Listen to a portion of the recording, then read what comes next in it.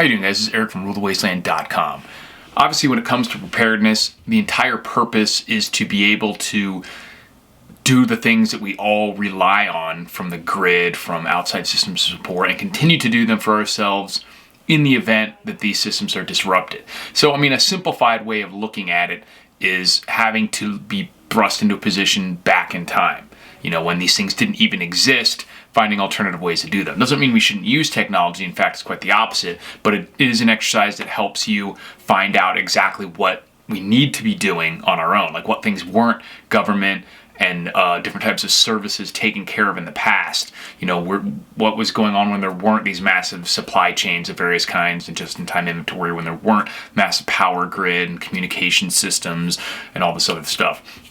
And one of the main things that has increased our survival, just humans basically, in modern times is medicine. When you look back, nowadays, non-communicable diseases are the main source of death for just humans. Heart disease, stuff like that, cancers.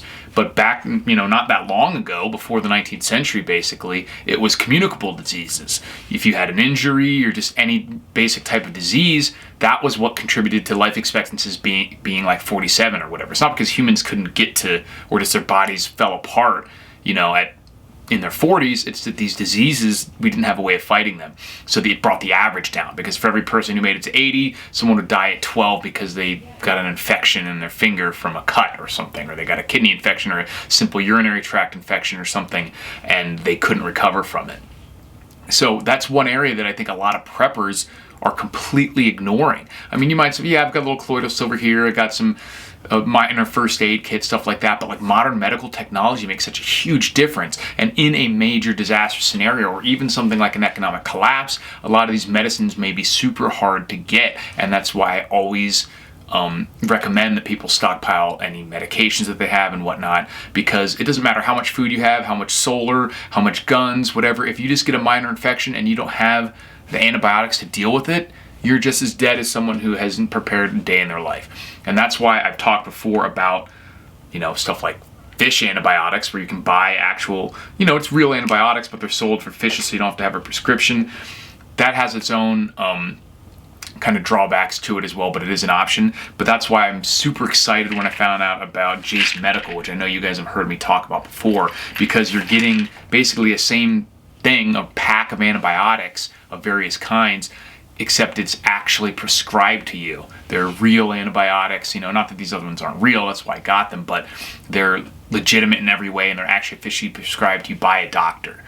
And it's not even really more expensive, especially when you factor in the other stuff that it comes with. Like, the most important thing, in my mind, one of the most important things is the emergency antibiotic guide that is included with it, which tells you the dosages and what different types of ailments to use it for. And that's information that you could get otherwise if you want to do a lot of research and whatnot, but that's very important. It comes with it, and you get it prescribed to you, which means it's perfectly legal to have it, to travel with it, to take it for yourself, and that sort of thing, whereas that's not the case with fish antibiotics. And I think this is just an area of preparation that is hugely overlooked by most preppers, because it's not necessarily exciting.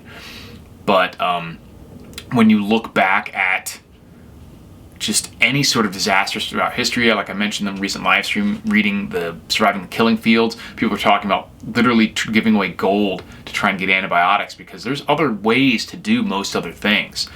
You can find alternatives for power generation, or ways to do it by hand. There's different ways to get food and water and things just from nature. There's no way that nature can deal with a massive blood infection or something, other than just your body's immune system. But if it's overwhelmed, then you're done. There's nothing you can do. So check the link in the description. I think it's a huge, huge, huge benefit. And one of the things is, just like I said, because of economic collapse, the productive capacity, or the technology, doesn't have to disappear if the productive capacity is stymied in some way, or we import a lot of this stuff. So if we go into more intense conflicts with Russia and China, China makes a massive percentage of the generic antibiotics. I think something like 90%. So it would take a long time for us to spool up that productive capacity and make that for ourselves. So if they decide to shut us off, or if we get shut off just by logistical problems, then there's gonna a lot of people literally die because of that. So you can, for I think it's like $260. Link will be in the description. There might be a coupon attached with that, so make sure you check that out. But I think it's around $260 now, and they were lightning fast. I was impressed. I went through the process just like you will, because you get an actual prescription from a medical doctor. So you fill out a brief questionnaire, you know, about your allergies, what the purpose and that sort of thing, and then it was approved basically instantly as long as everything lines up. And then they shipped it out right away. It got there super fast, and I'm so stoked about this because this could literally be life-saving. And even if you don't ever need it, it's going to be worth so much in so many different scenarios that it's like the ultimate bartering tool.